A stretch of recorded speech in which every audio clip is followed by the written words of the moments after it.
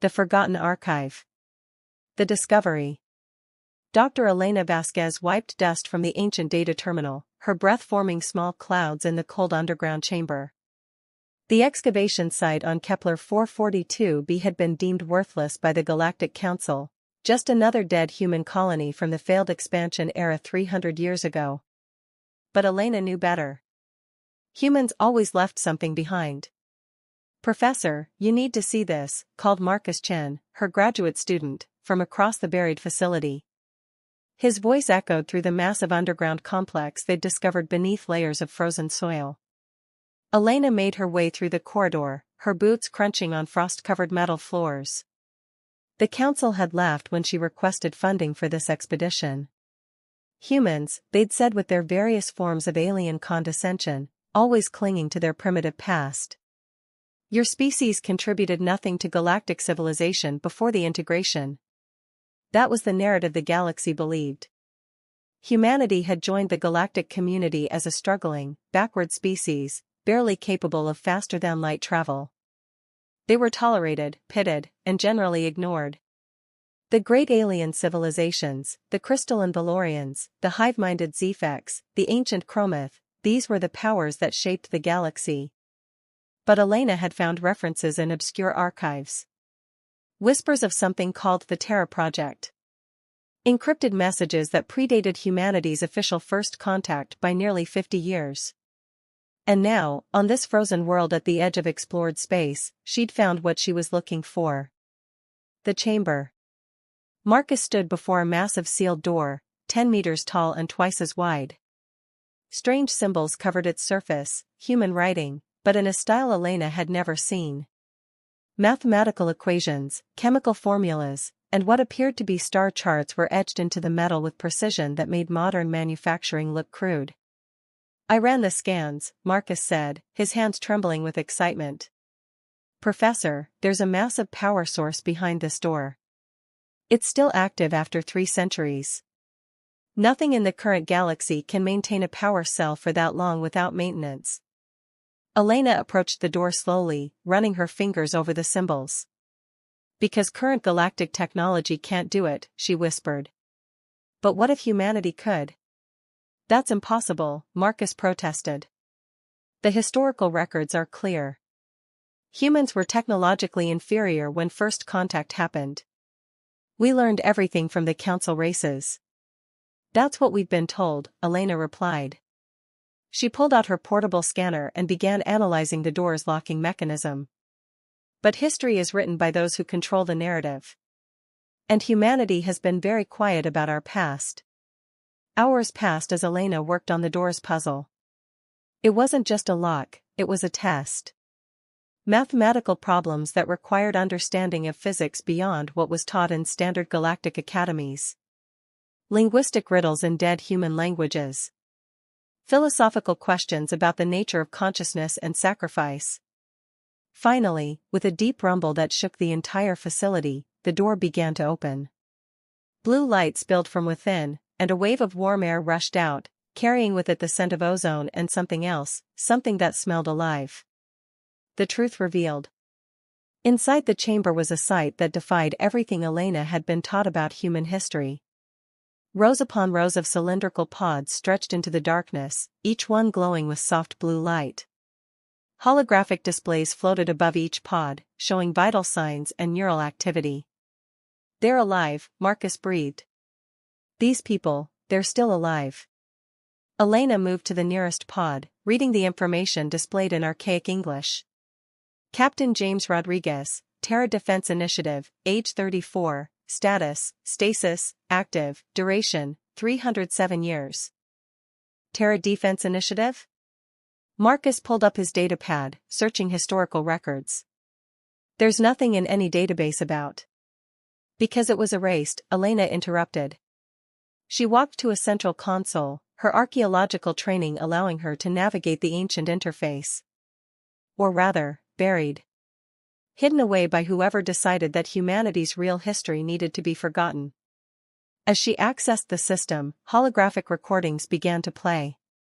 Images of Earth, but not the Earth she knew from history books. This Earth was surrounded by massive orbital defense platforms, ships that dwarfed current galactic vessels, and technology that looked decades ahead of anything the Council races possessed. A recorded message began to play. A woman's face appeared, weather-worn and exhausted, wearing a military uniform Elena didn't recognize. "This is Admiral Sarah Chen, United Earth Defense Force. If you're watching this, then enough time has passed that humanity has hopefully found its place in the galaxy. But you need to know the truth." Elena and Marcus watched in stunned silence as the Admiral explained. Humanity hadn't been discovered by the galactic community. Humans had been exploring space for decades before official first contact. They'd encountered the Council races, studied them from afar, and realized something terrifying. "The galaxy is not a peaceful place," Admiral Chen's recording continued. "The Council maintains order through overwhelming military superiority and a carefully maintained monopoly on advanced technology. Any species that shows too much innovation, too much independence, is quietly eliminated. We watched it happen to 3 different civilizations during our covert observation period." The Admiral's face grew grim. "So humanity made a choice. We would hide our true capabilities. We would enter the galactic community as a weak, primitive species. We would be overlooked, dismissed, and underestimated. And while the galaxy ignored us, we would prepare. The sleepers." Elena's hands shook as she continued through the files. The Terra Project had been massive. Thousands of humanity's best scientists, engineers, and military strategists had volunteered to enter stasis, hidden on remote colonies like this one. They were to sleep until humanity was ready to reveal its true strength. "Why?" Marcus asked. "Why go to such lengths? Why not just refuse to join the Council?"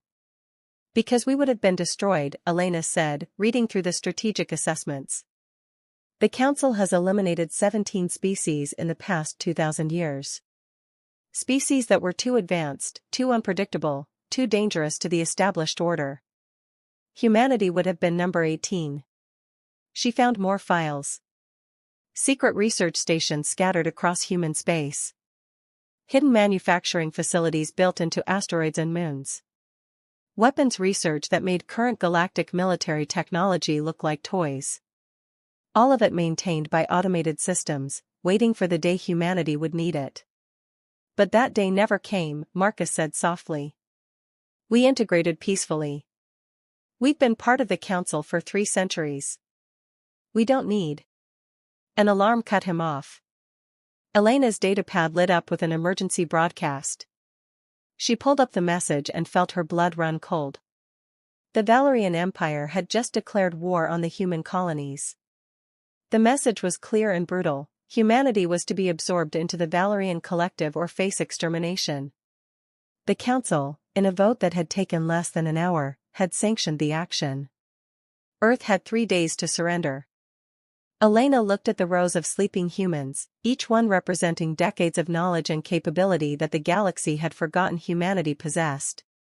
Then she looked at Marcus, seeing the same realization dawning in his eyes. "We need to wake them up," she said quietly. "All of them." Marcus nodded, moving to the central console. The galaxy wanted weak, primitive humans. They're about to learn why that was never true. As they initiated the revival sequence, Elena remembered something Admiral Chen had said in her recording: "Humanity's greatest strength has always been our ability to adapt, to survive, and to surprise those who underestimate us. Let the galaxy forget. Let them think us weak. And when the time comes, remind them why humanity earned its place among the stars." The pods began to open, one by one. The echoes of Terra were awakening. And the galaxy would never be the same. The reckoning. 3 days. The news of the Valerian ultimatum spread across human space like wildfire. Panic gripped Earth and the colonies as people watched the Council's decision with growing horror. The other races had abandoned humanity without hesitation. 3 centuries of peaceful coexistence meant nothing when faced with Valerian military might. Elena worked frantically in the underground facility, coordinating with other archaeological teams across dozens of worlds. Her discovery wasn't unique. Once she'd sent out the proper authorization codes found in the Terra facility, hidden bases had begun responding. Each one housed hundreds of stasis pods. Each one contained humans who remembered what humanity had truly been capable of. Captain James Rodriguez was the first to fully recover from stasis. He stood in the chamber, reviewing 300 years of human history on a datapad, his expression unreadable. "We did too good a job," he finally said, his voice rough from decades of sleep. "The galaxy truly believes we're harmless." "The Valorians are coming," Elena explained. "The Council approved their claim to human space. Earth will surrender in 3 days, or they'll begin orbital bombardment." Rodriguez looked at her with eyes that had seen battles she couldn't imagine. "Earth won't surrender. And the Valorians are going to learn an important lesson about underestimating humanity." The awakening spreads. Across human space, the sleepers woke. Admiral Sarah Chen herself emerged from stasis on a hidden facility near Mars. She was older than most, having entered stasis later in the Terra Project's timeline. But her mind was sharp, and her purpose was clear. Within hours, she'd established contact with every awakened Terra facility. The numbers were staggering. 12,000 scientists, engineers, and military personnel. Knowledge of technologies the Council races had never imagined. Access to hidden weapons platforms that had remained dormant and undetected for 3 centuries. "We always knew this day might come," Admiral Chen said during an emergency broadcast to Earth's government. "We prepared for it. Now it's time for humanity to stop pretending." The Earth government was in chaos. Some officials argued for immediate surrender. Others wanted to fight but believed humanity had no chance. And a brave few who had kept certain secrets even within human leadership, smiled grimly and began issuing orders. Hidden facilities across human space activated. Asteroid mining operations that were actually weapons foundries. Scientific research stations that housed experimental weapons.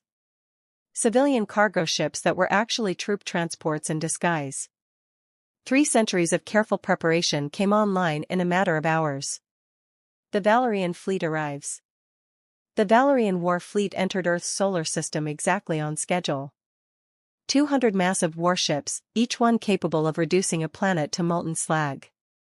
They expected to find a desperate, defenseless species begging for mercy. They expected easy victory. Instead, they found something that shouldn't have existed.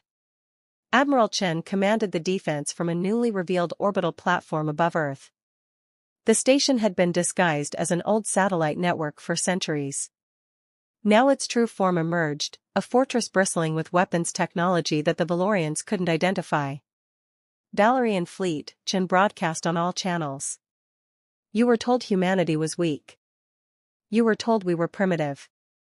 You were told we would surrender. You were told many things. Today, you'll learn the truth." The Valerian commander laughed, a sound like breaking crystal. "Your threats mean nothing, human. We see your single station. We see no fleet to defend you. Surrender now, and some of your kind may survive as servants." "We don't have a fleet," Chen replied calmly. "We have something better. We have preparation." She gave the order. Throughout the solar system, hundreds of supposedly ancient satellites activated. Each one had been placed decades before official first contact, disguised as debris or old technology. Each one was actually a weapon platform more advanced than anything the Council had ever seen. The Valerian fleet suddenly found itself surrounded by thousands of targeting locks. Ships that had hidden in the asteroid belt for centuries emerged, their hulls bearing symbols the galaxy had forgotten, the flag of United Earth. The battle. What followed wasn't a battle. It was a demonstration. Valerian shields, considered the most advanced in the galaxy, failed against human weapons. Energy weapons that shouldn't have existed tore through their armor. Missiles that moved faster than their sensors could track crippled engines and weapons systems. And through it all, human tactics, refined through decades of secret observation of every Council race, exploited every weakness in Valerian doctrine. Captain Rodriguez commanded a strike force of newly activated ships. His vessel, the Defiant, had been hidden beneath the surface of Europa, waiting for this moment. Now it danced through the Valerian formation, its weapons precise and devastating. "All ships," he commanded. "Target their command carriers. Show them why humanity learned to fight before we learned to talk to aliens." The Valerian fleet broke. In less than an hour, half their ships were destroyed or disabled. The rest fled, broadcasting desperate calls for reinforcement. But something else was happening across the galaxy. The message. On every council world, on every major station and colony, the same broadcast played. Admiral Chen's face appeared, and behind her, holographic displays showed the truth. Recordings from the early human exploration era. Evidence of the 17 species the Council had eliminated. Proof that humanity had known, had prepared, and had waited. For 300 years, Chen said, her voice carrying across light years, humanity has played the role of the weak newcomer. We smiled when you condescended to us. We accepted your pity and your mockery. We let you believe we were harmless because it kept us safe. But we never stopped being who we truly are. She gestured to displays showing human technology, achievements hidden for centuries. We are the species that learned to split the atom before we left our own planet. We are the species that sent machines to other worlds before we solved world hunger. We are the species that looks at impossible problems and finds ways to solve them anyway. We are humanity. And we are done pretending. The message was clear. Humanity wouldn't seek revenge. But neither would it accept subjugation. The galaxy would deal with humans as equals, or not at all. The New Order. In the weeks that followed, the galaxy reeled. The Council convened emergency sessions. The Valorians demanded justice for their losses. Other races watched nervously, wondering if they would be humanity's next target. But Elena, watching from Earth as the political landscape shifted, knew better. Humanity hadn't revealed its strength to conquer. It had revealed its strength to survive. The galaxy would adapt, as it always did. Some races would fear humans now. Others would seek alliance. A few would plot revenge. She stood with Admiral Chen and Captain Rodriguez in the Terra facility where it had all begun. The other sleepers were awake now, integrating back into human society, bringing their knowledge and experience to bear. "What happens now?" Elena asked. Chen smiled. "Now we do what humanity has always done. We adapt, we grow, and we survive. The galaxy knows the truth about us. Some will hate us for deceiving them. Others will respect the lengths we went to for survival. But all of them will remember one thing." "What's that?" Rodriguez asked. "That humanity earned its place among the stars," Chen said. "Not through strength alone, but through patience, intelligence, and the willingness to do what must be done. We hid not because we were cowards, but because we were wise. And now that the truth is known, the galaxy will deal with us as we truly are." Elena looked at the empty stasis pods, thinking about all the people who had sacrificed decades of their lives to sleep and wait. Was it worth it? All the hiding, all the pretending? Chen placed a hand on her shoulder. Humanity survived. Our children grew up on 100 worlds in relative peace. And when the threat came, we were ready. Yes, Dr. Vasquez. It was worth it. Epilogue, the echo continues. Months later, Elena returned to her work. The galaxy was still adjusting to the truth about humanity. The council had been restructured, with human representatives taking seats of real power. Trade agreements were being renegotiated. Military alliances formed and dissolved as the balance of power shifted. But Elena wasn't interested in politics. She was an archaeologist, and there were more mysteries to uncover. Because if humanity had hidden one massive secret for 3 centuries, what else might be out there, waiting to be discovered? She received a message from an automated system on a distant world. Another facility, another cache of knowledge. The message was simple: the Terra project was Phase 1. When you're ready, contact us for Phase 2. Elena smiled. Humanity's story was far from over. The echoes of terror would continue to resonate through the galaxy. And those who had dismissed humans as primitive and weak would continue to learn that humanity's greatest strength had always been its ability to surprise, to adapt, and to endure. She sent a response to the automated system, "Ready when you are." The galaxy had wanted weak, primitive humans. Instead, they got humanity, clever, patient, and utterly unwilling to give up. And that, Elena knew, was exactly as it should be. The echoes of terror would ring through the stars for generations to come. Humanity had awakened. And the galaxy would never forget.